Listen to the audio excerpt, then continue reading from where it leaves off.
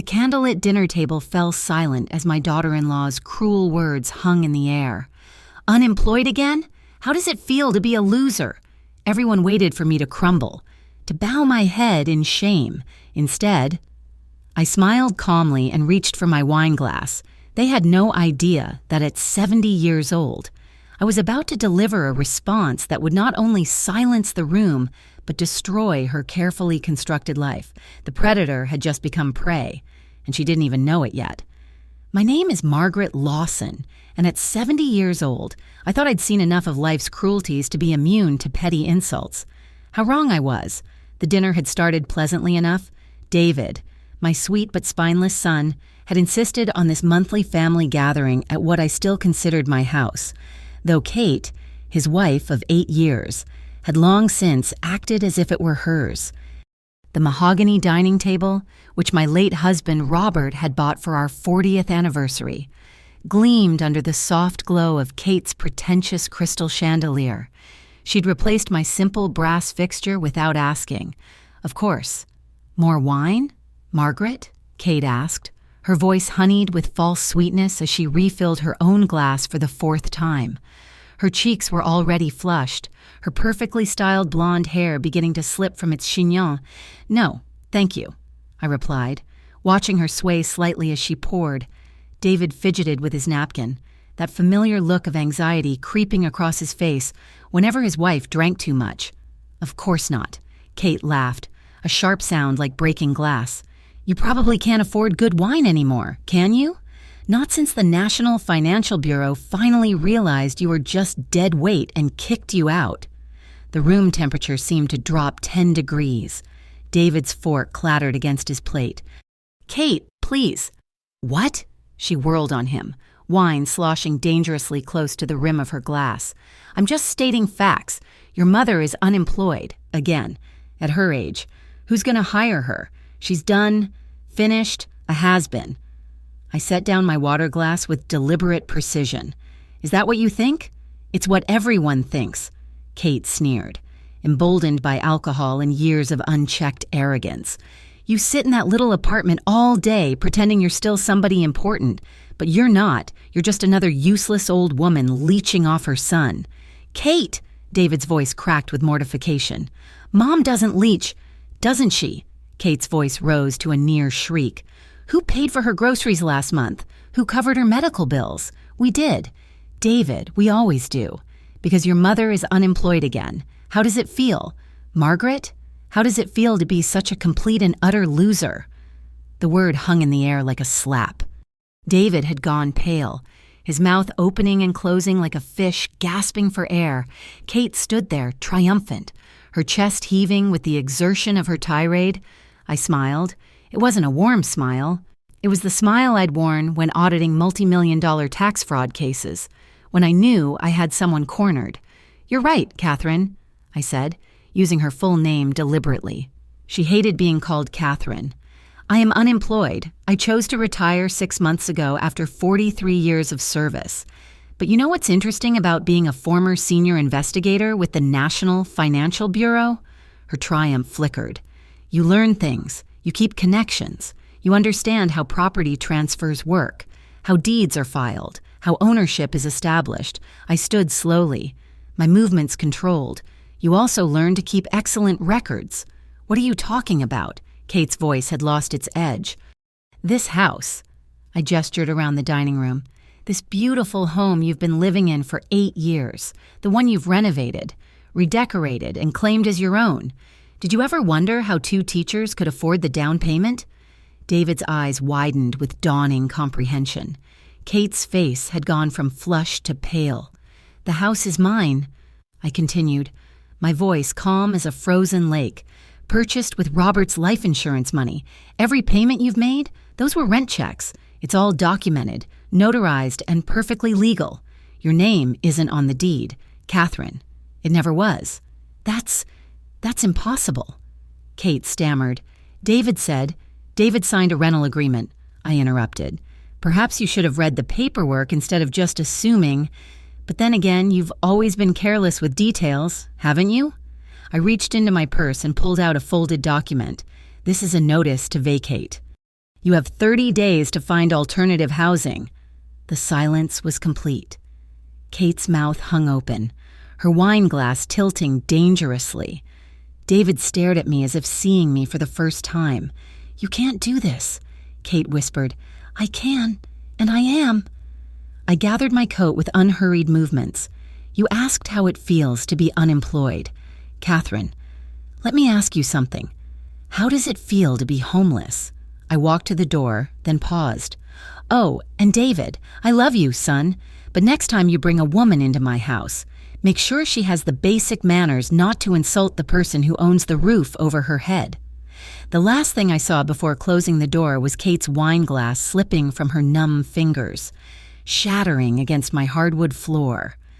The phone rang at 7:15 a.m. sharp.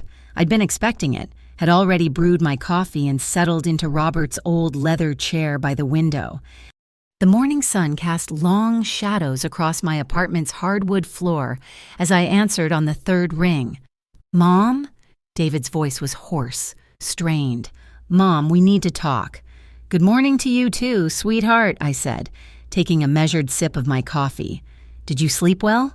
"How could I sleep? Kate was up all night crying. Mom, how could you do this to us?" The disappointment in his voice might have broken my heart once, but after years of watching him enable Kate's behavior, I developed a thicker skin. "I didn't do anything to you. David, I simply reclaimed what's mine." "But it's our home." The desperation crept into his voice. "We've lived there for 8 years. We've built a life there." "You've built a life in my house," I corrected gently. "A house I purchased with your father's life insurance money. A house I allowed you to live in because I wanted to help you get started in life." "Then why now? Why are you doing this now?" I set down my coffee cup, choosing my words carefully. "Do you remember what your wife said to me last night?" Silence stretched between us. I could hear Kate's muffled voice in the background, shrill and demanding. "She was drunk." David finally said, "She didn't mean it, didn't she? This isn't the first time." "David, it's simply the last time." "Mom, please, I know Kate can be difficult, but she's my wife. I love her. And I love you," I replied. "But love doesn't mean accepting abuse. Your father would never have spoken to my mother that way. He wouldn't have allowed anyone else to, either." "Dad's not here," David said bitterly. "No, he's not, which is why I have to stand up for myself." I heard him take a shaky breath. "The house? All these years, you let us believe it was ours. I let you live there rent-free for the first 3 years," I said. "After that, I charged you below market rent. Every payment was documented as rent. David, the paperwork was clear. I thought that was just for tax purposes. Did you? Or did you choose not to look too closely because the arrangement benefited you?" More background noise. Kate had apparently grabbed the phone because suddenly her voice filled my ear. "You manipulative old witch! You planned this all along." "Good morning, Catherine. I see you've recovered from last night's wine. Don't you dare act superior with me. David told me everything. You tricked us. I provided housing at below market rates to help my son. There was no trick. We renovated that house. We put thousands into it." "With whose money?" I asked calmly. The question hung in the air. I knew the answer. Of course. Every renovation, every improvement had been funded by checks I'd written, gifts I'd given for birthdays and Christmases that somehow always coincided with Kate's latest design project. That's not the point," Kate sputtered. "Isn't it? I have receipts. Catherine, every contractor, every purchase, all paid for with my money. You can't prove that. I spent 43 years as a financial investigator. Do you really think I don't keep records?" David's voice came back on the line. "Mom, please, just give us some time, a few months to figure things out. 30 days is standard notice." "Standard? I'm your son." The pain in his voice almost weakened my resolve. "Almost. Yes, you are. And as my son, you should have protected me from your wife's verbal abuse. You should have spoken up when she called me useless, when she called me a loser, but you didn't. You sat there and let it happen." "I tried. You said please," I interrupted. "That's not trying, David, that's enabling. What was I supposed to do? Be a man. Be the son your father raised. Stand up for what's right. I heard Kate laughing bitterly in the background. Oh, that's Rich. She wants you to be a man while she pulls the rug out from under us. Catherine, I said, loud enough for her to hear, I'd be very careful about your next words. You see, unemployment gives me a lot of free time. Time to review old cases. Time to notice interesting patterns, like how your yoga studio only seems to accept cash payments. The laughter stopped abruptly. What yoga studio? David asked, confusion evident in his voice. Ask your wife. I suggested. Ask her about the wellness business she's been running. Ask her why none of her wealthy clients ever write checks. Mom, what are you talking about? I'm talking about the truth. David, something that's been in short supply in that house. You have 30 days. I suggest you use them wisely. Mom, wait. I love you, son. But I'm done being disrespected. I'm done being treated as less than I am. Your wife wanted to know how it feels to be unemployed? Well, I have all the time in the world now to show her exactly what this loser is capable of. I hung up before he could respond. Outside my window, the morning sun climbed higher, casting golden light across the city. It was going to be a beautiful day. My phone immediately started ringing again. I turned it off and went to pour myself another cup of coffee. They had 30 days to figure out their next move. I had the rest of my life to live without their poison. 3 days later, I was making lunch when I heard the key turn in my apartment lock. Only one person besides me had that key. I continued slicing tomatoes, not bothering to turn around when the door opened. "Hello, Catherine," I said, keeping my voice neutral. "I don't recall inviting you." "David gave me his key," she said, her heels clicking against my kitchen floor. "We need to talk." "Do we?" I turned to face her, noting the designer suit, the perfectly styled hair. This wasn't the drunk, disheveled woman from dinner. This was Kate in full armor. I think I said everything I needed to say. "You said plenty," she agreed, settling uninvited at my kitchen table. "About my yoga studio. That was quite the threat." "I don't make threats." I resumed preparing my sandwich. "I state facts. Look, Margaret." Her voice took on a conciliatory tone. "We got off on the wrong foot. I was drunk. I said things I didn't mean." "Which time?" I asked. "Last week when you called me pathetic? Last month when you told David I was a burden? Or last year when you suggested I should be in a nursing home?" Her perfectly painted lips tightened. "I came here to apologize." "No, you came here because I mentioned your cash-only business." I pulled out my phone and opened Instagram. Wellness with Kate. Very professional looking. $150 for a private session, $200 for couples, premium clients only. I scrolled through the posts. Interesting how all your client testimonials mention paying in cash for discretion. "There's nothing illegal about accepting cash," Kate said, but her knuckles were white as she gripped her purse.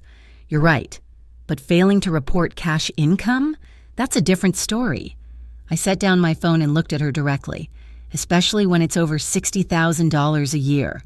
You can't possibly know that. Can I?" I opened my laptop, already cued to the right screen. "Social media is fascinating. Catherine, people document everything. Like when Mrs. Patricia Connolly posted about her life-changing private session with you, geotagged at the Ritz-Carlton, 2:30 p.m. on a Tuesday. Or when Jennifer Walsh shared her exclusive wellness retreat experience, tagged at the Four Seasons. Kate's face had gone pale beneath her foundation. "No actual yoga studio," I continued. "Just hotel rooms and wealthy women's homes, cash only, no paper trail. Very clever, except you couldn't resist bragging online. You've been stalking me. Research, Catherine. It's what I do.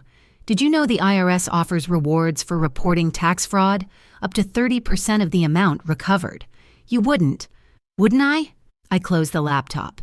"You called me a loser, Catherine. You said I was useless. But here's what 30 years at the National Financial Bureau taught me.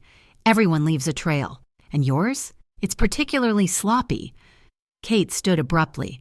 "Is this what you want, to destroy your son's marriage? You're doing that yourself. I'm just watching."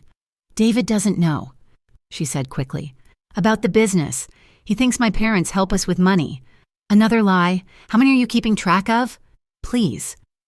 The words seemed to choke her. I'll pay rent. Real rent, market value. With what? Your undeclared income? She leaned forward, desperation cracking her composure. What do you want? I want you out of my house. I want you to stop poisoning my relationship with my son. And I want you to understand that I am not some weak old woman you can push around. Fine, she snapped. But if you report me, I'll tell David you've been spying on me, that you've been planning this for months. He'll never forgive you. I smiled, the same cold smile from dinner. Go ahead, tell him. Tell him how his mother discovered his wife is committing tax fraud. Explain why you've been lying about where the extra money comes from. See how that conversation goes. Kate's hands shook as she gathered her purse. You're evil. No, Catherine, I'm thorough. There's a difference. She stormed toward the door, then turned back. The renovation receipts. You said you have them all. Every one. Prove it. I walked to my filing cabinet and pulled out a thick folder. Kitchen remodel, March 2021, $18,000. Check number 4572 from my account. Bathroom renovation, November 2021, $12,000. Check number 4689. New windows, June 2022, $24,000. Wire transfer from my investment account. I held out the folder. Would you like to see more? I have 3 years' worth. Kate stared at the folder like it was a snake. David. David said those were gifts. They were to my son, for rent reduction consideration. It's all documented in our rental agreement addendums. You've been planning this, she whispered. All along, you've been planning this. No, Catherine, I've been protecting myself. There's a difference between paranoia and preparation. You taught me I needed the latter. She left without another word, slamming the door behind her. I returned to my sandwich, adding the tomatoes with steady hands. The kitchen was peaceful again, sunlight streaming through the windows Robert had loved so much. My phone buzzed. A text from David. What did you say to Kate? She's hysterical. I typed back, ask her about wellness with Kate. Ask her where the money really comes from. 3 dots appeared, then disappeared, then appeared again. Finally, what are you talking about? Ask your wife, I replied. And David, you might want to check your joint tax returns for the last 3 years. See if all income was reported. This time, the silence lasted much longer. I finished my sandwich in peace, knowing the conversation happening in my former house was long overdue. The truth, as Robert used to say, always finds its way to the surface. Sometimes it just needs a little help. David appeared at my door the following Saturday morning, looking like he'd aged 5 years in as many days. His eyes were red-rimmed, his usually neat teacher's appearance disheveled. I'd been expecting him. Come in, I said, stepping aside. I'll make coffee. He followed me to the kitchen, slumping into the same chair Kate had occupied days before. Neither of us spoke while I prepared the French press, the familiar ritual offering a small comfort in the awkward silence. How long have you known? He finally asked as I poured 2 cups. About the yoga studio? I suspected something last year when Kate suddenly had money for designer clothes, despite complaining about your teacher salaries. No, he said quietly. How long have you known she was lying to me? I sat across from him, studying my son's face. He had Robert's gentle eyes, the same trusting nature that made him a wonderful teacher but a poor judge of character. David, just tell me. Years, I admitted. But knowing and proving are different things, and you wouldn't have believed me without proof. He laughed bitterly. You're right, I wouldn't have. I didn't. He took a shaky sip of coffee. $60,000 a year for 3 years, and I never knew. She hid it well. Did she? His voice cracked. Or was I just willfully blind? All those times she said her parents were helping us, that they were giving her money for little extras. I never questioned it. Never asked why they were suddenly so generous when they'd been so stingy before. You trusted your wife. That's not a failing, isn't it? He looked at me with haunted eyes. I've been grading papers at night, taking on summer school, tutoring on weekends, exhausting myself to make ends meet while she was lying to you. I finished gently. It's worse than that, he said. I found more. Mom, once I started looking, I found more. I waited, letting him tell it at his own pace. She has a separate bank account, has had for years. The yoga money goes there. But that's not all. Remember my grandmother's jewelry? The pieces she left me to give to my future wife? My stomach dropped. David, no, sold, all of it, 2 years ago. His hands shook around the coffee cup. She told me it was in the safety deposit box, said she was keeping it safe for our future children.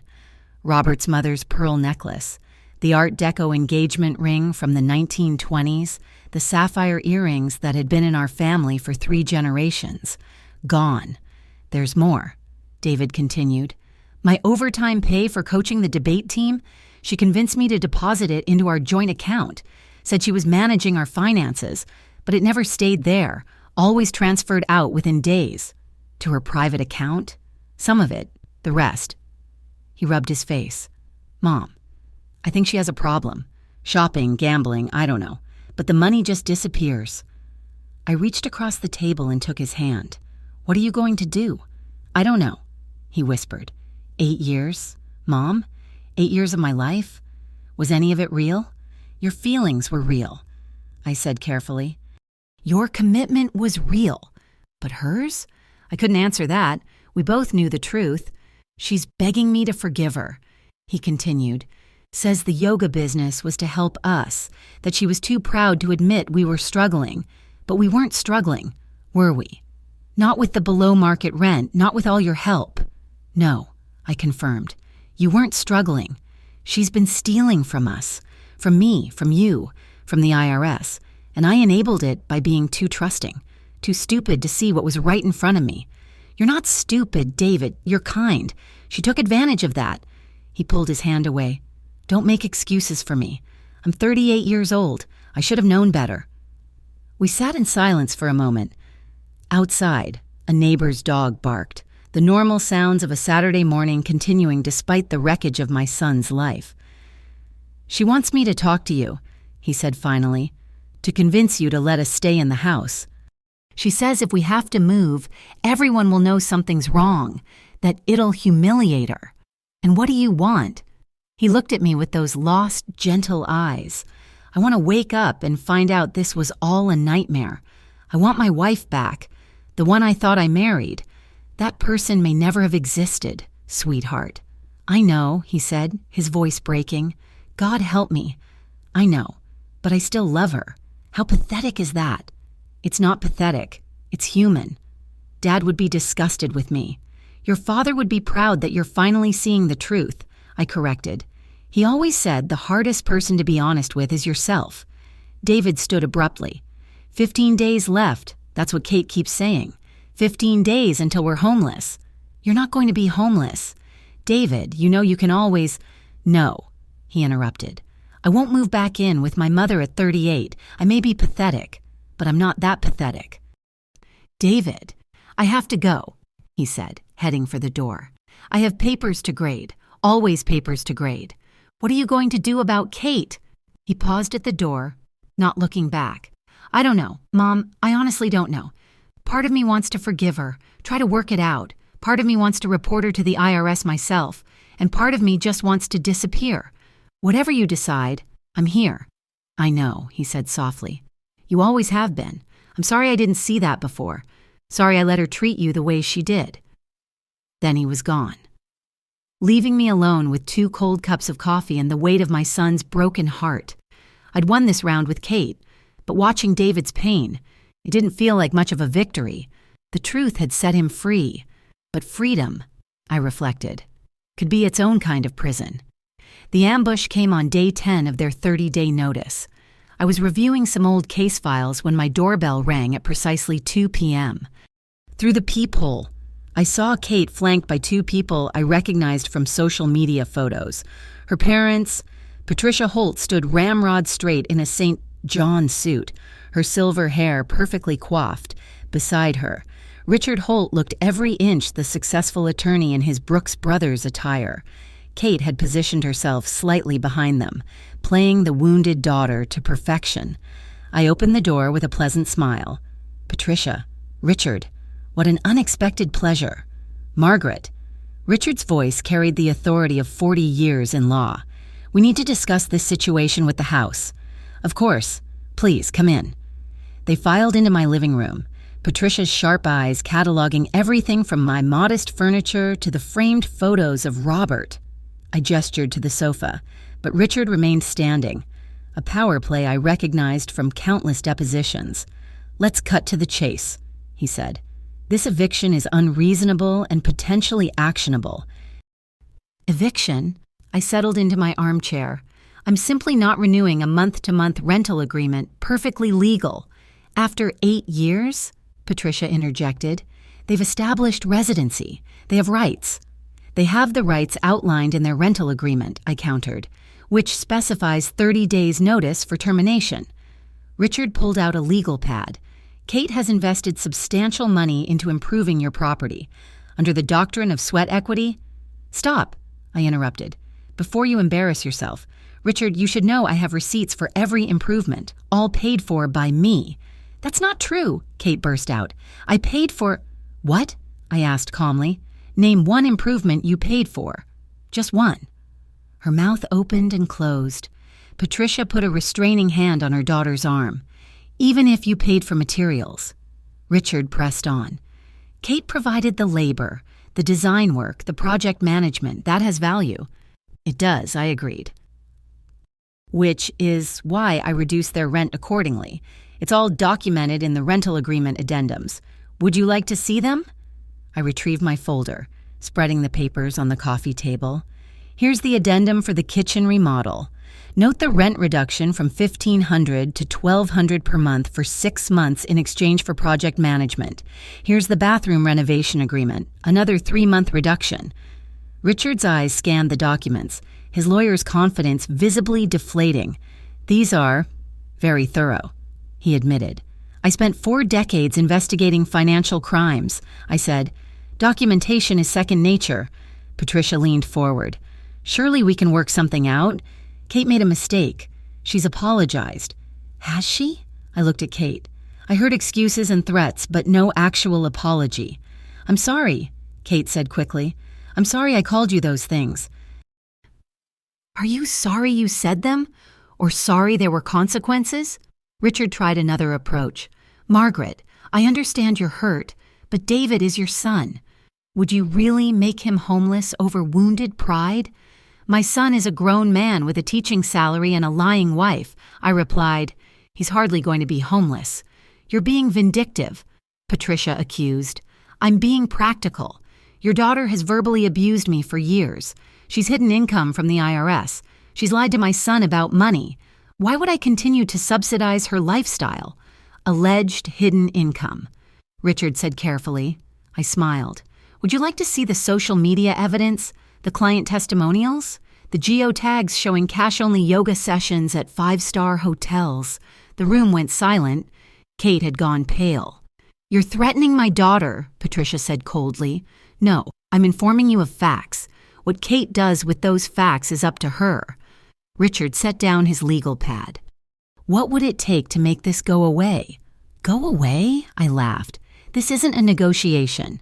In 20 days, they need to be out of my house. It's that simple.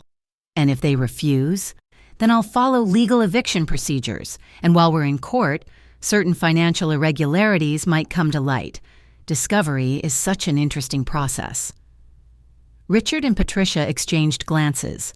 They knew a losing battle when they saw one. You're destroying their marriage, Patricia said, standing. No, I corrected. Kate's lies are destroying their marriage. I'm just no longer enabling it. Richard helped his wife with her coat. This isn't over. Yes, Richard, it is. You know it. I know it. And deep down, Kate knows it too. As they moved toward the door, Kate turned back. He'll choose me, she said desperately.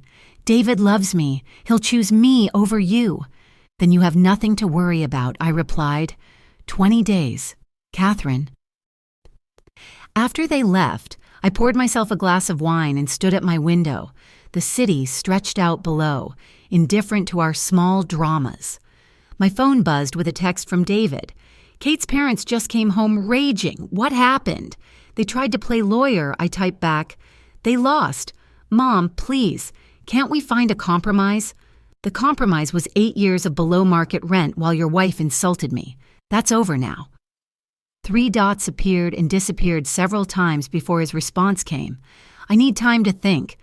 You have 20 days, I replied. I turned off my phone and settled back into my chair. Richard Holt might be a successful attorney, but he'd made a crucial error. He'd assumed I was just a bitter old woman lashing out. He didn't understand that 43 years in financial investigation had taught me to build airtight cases. And my case against Kate was just beginning. The text arrived at 11:47 p.m. on a Tuesday night, 2 weeks before the move-out deadline. The sender was Kate, but the message clearly wasn't meant for me. Baby, can't wait for tomorrow night. Dee still has no clue. Tell your lawyer the divorce papers are ready. Need to move fast once the old bitch kicks us out. Love you. I stared at my phone screen, reading it 3 times to be sure I understood. Then I screenshot it and sat back in my bed, processing this new information. The message meant for Jonathan had found its way to Jay in Kate's contacts, the nickname she'd saved for me after David gave her my number years ago. My poor, trusting son, still trying to save his marriage while his wife planned her exit with another man. I didn't sleep that night. Instead, I did what I did best. Research. By dawn, I knew exactly who Jonathan Reeves was. Owner of Reeves Construction, married to Eleanor for 15 years, father of 3 teenage children.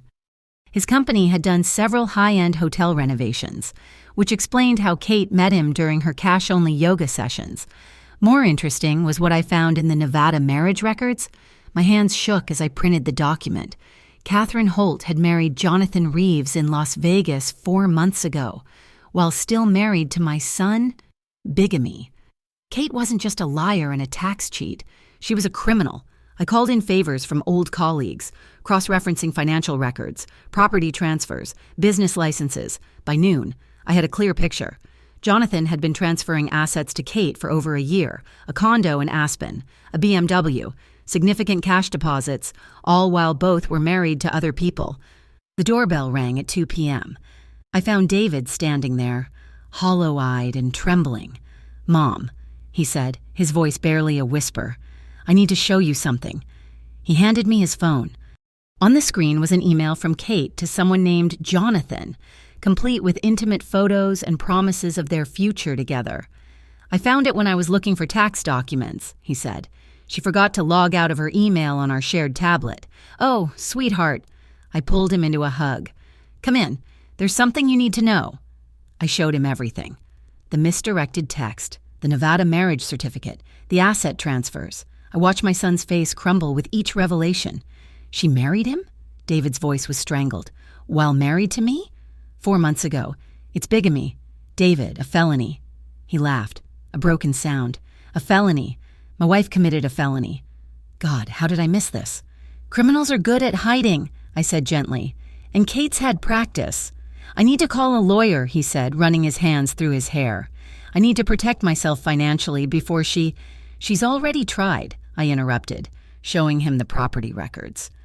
"Jonathan's been moving assets to her name, probably preparing to divorce his wife and claim he has nothing." "His wife," David repeated. "Does she know?" "Not yet."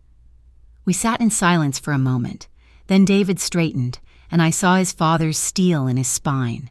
"She needs to know," he said. "Eleanor Reeves needs to know what her husband is doing. David, be careful. You're hurt and angry. I'm not doing this for revenge," he said firmly. "I'm doing it because it's right, because someone should have told me years ago." He was right, of course. Within an hour, we'd composed a careful email to Eleanor Reeves with documentation attached. David hit send with steady hands. "What now?" he asked.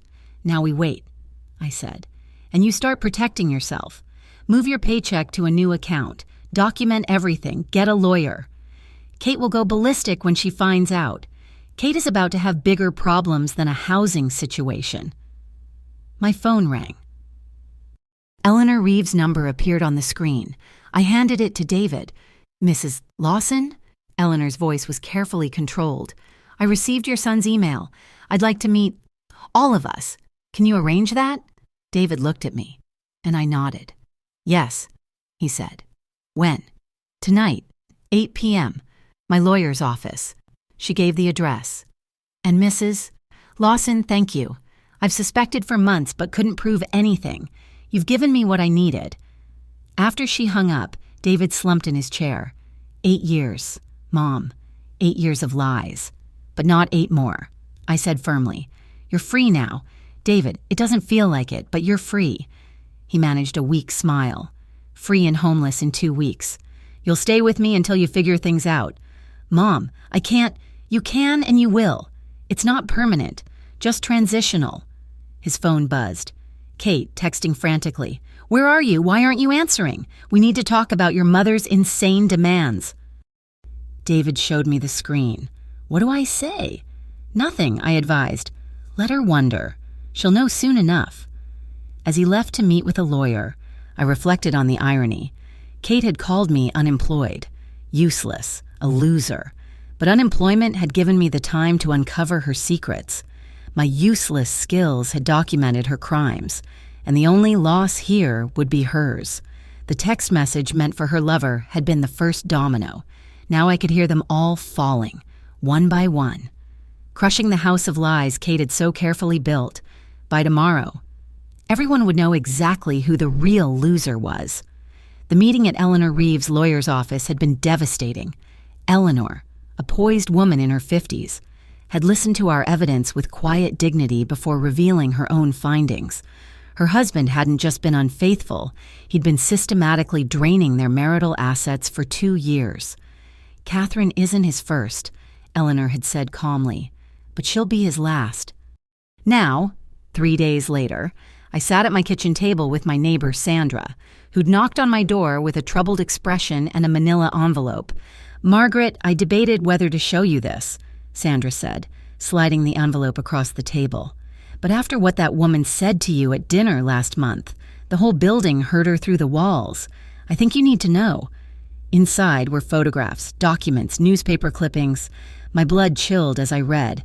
"I volunteer at the senior center," Sandra explained.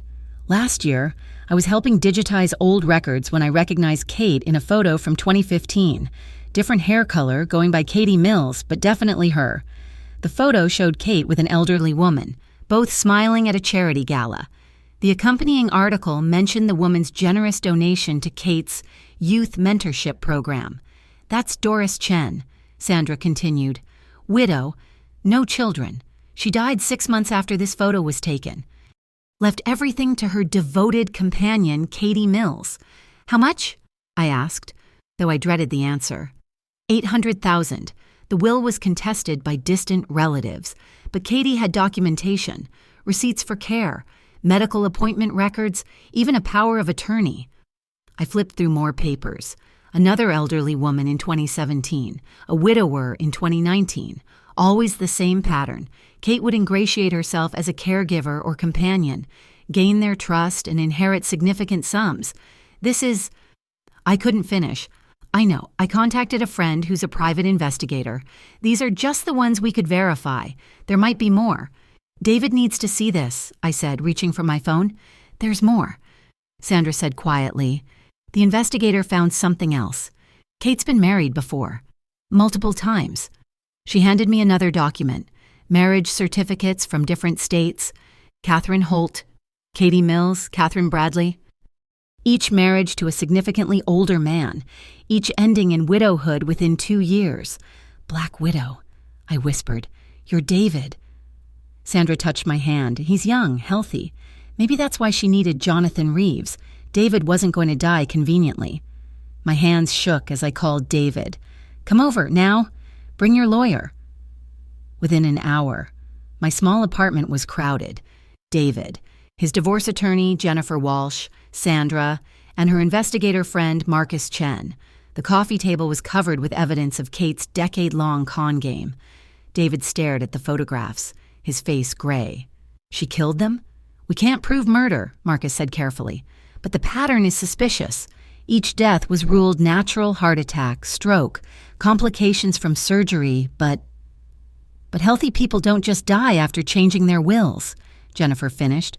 This needs to go to law enforcement. Eleanor Reeves needs to know too, I said. If Kate's pattern holds, Jonathan might be in danger. David laughed bitterly. Protect the man she cheated with? He's a victim too, I said gently, just a richer one. Jennifer was already on her phone. I'm calling the district attorney's office. I know someone in the fraud division. As she stepped away to talk, Marcus spread out more papers. There's a pattern to how she targets people. Widowed or divorced, significant assets, limited family connections. She studies them, learns their vulnerabilities. Like she did with David, I said, the pieces clicking. A young teacher, still grieving his father, living with his mother. She saw an easy mark. Except I wasn't rich enough, David said hollowly. So she kept me as cover while hunting bigger prey. The yoga business was probably scouting, Marcus added. Wealthy women talked during sessions. She'd learn about their husbands, their marriages, their assets. Jennifer returned, her expression grim. The DA's interested. Very interested. They want to meet tomorrow morning. What about Kate? David asked. She's still at the house, still texting me about reconciliation. Let her, Jennifer advised. Don't tip her off. The police will want to coordinate with Nevada authorities about the bigamy charge. This is now a multi-state investigation. Sandra gathered her papers. I'm sorry to be the bearer of such news. Don't be, I said firmly. You might have saved lives. After everyone left, David and I sat in silence. The sun was setting, casting long shadows across my living room. How did I not see it? He asked finally. How did I live with her for 8 years and not see what she was? Because you're good. David, you see the good in people. She used that against you. Like she used those old people's loneliness against them, he said. God, Mom, what if you hadn't found out? What if she'd gotten tired of waiting and... She didn't, I said firmly. You're safe. That's what matters. My phone buzzed. A text from Eleanor Reeves. My husband just collapsed at dinner. Ambulance en route. Kate was the last person to see him this afternoon. David and I looked at each other in horror. Kate wasn't waiting for the 30-day notice to expire. She was accelerating her timeline. The next evening, Kate organized what she called a family reconciliation dinner at my former house. She'd been texting David all day, pleading for one last chance to explain everything. On the advice of the district attorney's office, he agreed. What Kate didn't know was that Detective Morrison and her team were positioned outside, and David was wearing a wire. I waited in an unmarked car with Eleanor Reeves, who'd insisted on being present. Her husband was stable, but still in intensive care. The doctors found massive amounts of digitalis in his system, a heart medication that Kate had somehow acquired. She visited him at his office yesterday, Eleanor said, gripping my hand. Brought him his favorite herbal tea. He never drinks herbal tea. At exactly 7 p.m., David entered the house, through his wire. We heard Kate's honey-sweet voice. Darling, I'm so glad you came. I've made your favorite lasagna. I'm not hungry, David said flatly. Don't be like that. Look, I know things have been complicated, but once we're free of your mother's toxic influence... Free? David's voice was steady. Like all those elderly people you cared for? Are they free now? Kate? Silence. Then, I don't know what you're talking about. Doris Chen, Margaret Walsh, Robert Bradley. Should I continue? Through the wire, we heard a glass shatter. Your mother, Kate hissed. That vindictive old bitch has been filling your head with lies. Are they lies? Or are you Katie Mills? Catherine Bradley? How many names do you have? Kate, how many marriages? You don't understand. Kate's voice turned pleading. Those people were alone, suffering. I gave them comfort in their final days, and they gave you their money. I earned that money, the mask was slipping. Do you know what it's like? Caring for dying old fools, listening to their stories, pretending to care? I deserved every penny. And Jonathan Reeves? Does he deserve what you gave him yesterday? Another silence, longer this time. Jonathan's weak, Kate said finally. Like you. All of you. So pathetically weak. The old woman was right about one thing. I married beneath myself with you. So you married Jonathan too. He has resources you can never provide. Had resources. Past tense. The confession was chilling in its casualness. In the car, Detective Morrison spoke into her radio. We have enough. Move in. Kate, David said through the wire. How many people have you killed? She laughed, a sound like breaking crystal. Killed. I've never killed anyone. I simply helped nature along. They were old, sick, lonely. I gave them purpose in their final moments, supporting someone who deserved their wealth more than some distant cousin or charity. And what about me? Was I going to have an accident too? You? More laughter. Oh, David, sweet, stupid David, you were never the mark. Your mother was. My blood froze. All that money from her husband's life insurance, just sitting there, and her, alone in that apartment. No family but you. It would have been so easy. A fall down the stairs, contaminated medication, so many possibilities for a 70-year-old woman. But she figured you out first. Because you're weak, Kate screamed. You let her walk all over us. If you'd stood up to her, cut her off like I told you to, none of this would have happened. That's when the police burst in. Through the wire. We heard Kate's shriek of rage, the officers identifying themselves, the Miranda rights being read. I watched from the car as they led her out in handcuffs, her perfect composure finally, completely shattered. She saw me then, standing beside the unmarked car. Our eyes met across the lawn. The sophisticated mask was gone, replaced by something feral and desperate. You! She screamed, struggling against the officers. This is all your fault. You ruined everything. I walked closer, staying just out of reach. No, Catherine. You ruined everything the moment you decided other people's lives were worth less than your greed. I'll destroy you. Spittle flew from her mouth. I'll tell everyone what you did, how you stalked me, framed me. Tell them, I said calmly. Tell them everything. I'm sure the jury will be fascinated to. As the police car pulled away with Kate inside, David emerged from the house. He looked exhausted, but somehow lighter, as if a great weight had been lifted. It's over, he said, pulling me into a hug. It's over. I agreed. Eleanor Reeves joined us. The doctors say Jonathan will recover, thanks to you both. We stood there on the lawn of the house that had caused so much pain. 3 survivors of Kate's web of deception, in the distance. Sirens faded as she was taken to face justice for her crimes. Mom, David said quietly. I'm sorry I didn't listen. Sorry I let her. Shh, I said, holding my son. You listened when it mattered. That's all that counts. Later that night, I sat in my apartment with a glass of wine, looking out at the city lights. Robert's photo smiled at me from the mantel. We raised a good man, I told it. He just needed to find his strength. Kate had called me unemployed. Useless, a loser. But unemployment had given me the time to see what she really was. My useless experience had saved my son, and possibly Jonathan Reeves, and the only thing I'd lost was a parasite who'd attached herself to my family. As I raised my glass to Robert's memory, I thought about Kate's final words to David. Your mother was the mark. She'd spent 8 years positioning herself, waiting for the right moment to strike, but she'd made one crucial mistake. She'd underestimated a 70-year-old woman who'd spent her life catching criminals. The real loser wasn't the one who lost a job. It was the one who lost her humanity in pursuit of easy money. And now, Catherine Lawson, or whatever her real name was, would have 25 to life to think about that. The person who truly loses, I said aloud, remembering my words from that first dinner, is the one who loses their integrity. And with that, I finished my wine and went to bed, content in the knowledge that justice, like truth, always finds a way. Thank you so much for listening to my story. I'd love to know where you're tuning in from. Please share in the comments below so we can connect. Don't forget to subscribe to the channel and let me know your thoughts on this tale of family, betrayal, and ultimate justice. Your perspectives and experiences mean the world to me.